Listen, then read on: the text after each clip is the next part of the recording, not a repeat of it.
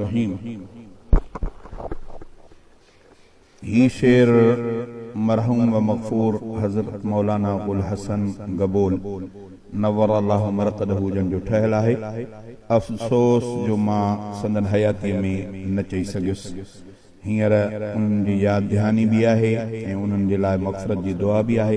अल्लाह ताला उन्हनि खे जन्नतुल फ़िरदौस में जॻह ॾियणु फ़रमाए। ऐं ही शेर मां उन्हनि जो चई रहियो आहियां। दिल हथ के चयो खण कलम नबीअ जा यार त लिखो, क़ुरान ॾसे थो यारनि जा ही पार त लिखो। दिल हथ के चयो खण कलम नबीअ जा यार त लिखो, क़ुरान ॾसे थो यारनि जा ही पार त लिखो। क़ुरान ॾसे थो यारनि जा ही पार त लिखो।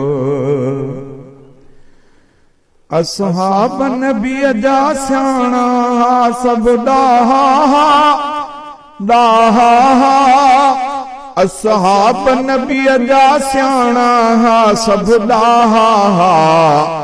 वशाविरहुम पढ़ सभिनी मां वध चार त लिखो, वशाविरहुम पढ़ सभिनी मां वध चार त लिखो। क़ुरान ॾसे थो यारनि जा ही पार त लिखो। दिल हथ के चयो खण कलम नबीअ जा यार त लिखो, क़ुरान ॾसे थो यारनि जा ही पार त लिखो। क़ुरान ॾसे थो यारनि जा ही पार त लिखो। अबू बकर आ साथी सादिक मुरसल जो, मुरसल जो। अबू बकर आ साथी सादिक मुरसल जो। रफ़ीक़ सिद्दीक़ इज़ हुमा फिल गार त लिखो, रफ़ीक़ सिद्दीक़ इज़ हुमा फिल गार त लिखो। क़ुरान ॾसे थो यारनि जा ही पार त लिखो। दिल हथ के चयो खण कलम नबीअ जा यार त लिखो, क़ुरान ॾसे थो यारनि जा ही पार त लिखो। क़ुरान ॾसे थो यारनि जा ही पार त लिखो।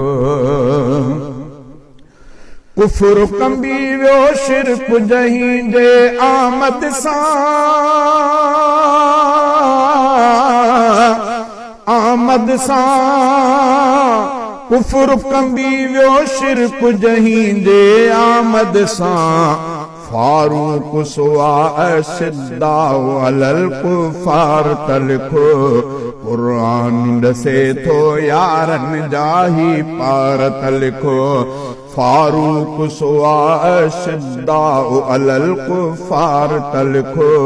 क़ुरान ॾसे थो यारनि जा ही पार त लिखो।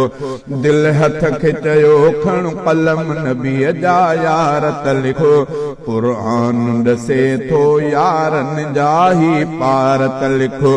क़ुरान ॾसे थो यारनि जा ही पार त लिखो। ज़ुन्नूरैन सखी उस्मान साहिब हिल्म हया, हिल्म हया। ज़ुन्नूरैन सखी उस्मान साहिब हिल्म हया।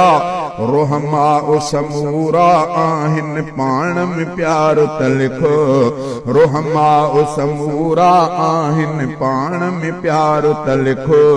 क़ुरान ॾसे थो यारनि जा ही पार त लिखो।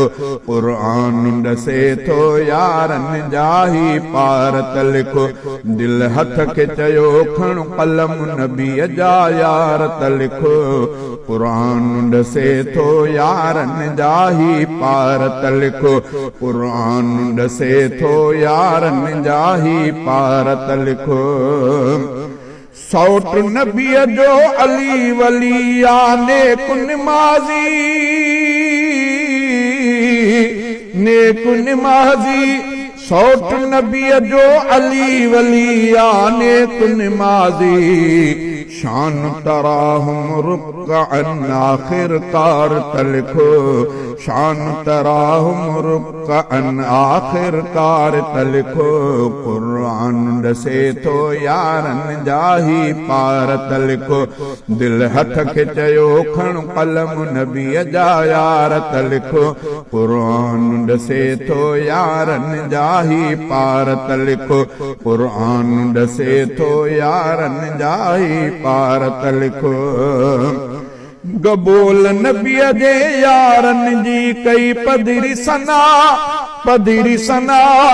गबोल नबीअ जे यारन जी कई पदिरी सना रज़ी अल्लाहु लिखल क़ुरआन में आ निर्वार तलिखो कुरान दसे तो यारन जाही पार तलिखो रज़ी अल्लाहु लिखल क़ुरआन में आ निर्वार तलिखो कुरान दसे तो यारन जाही पार तलिखो दिल हथ के चयो खण कलम नबी जा यार तलिखो कुरान दसे तो यारन जाही पार तलिखो।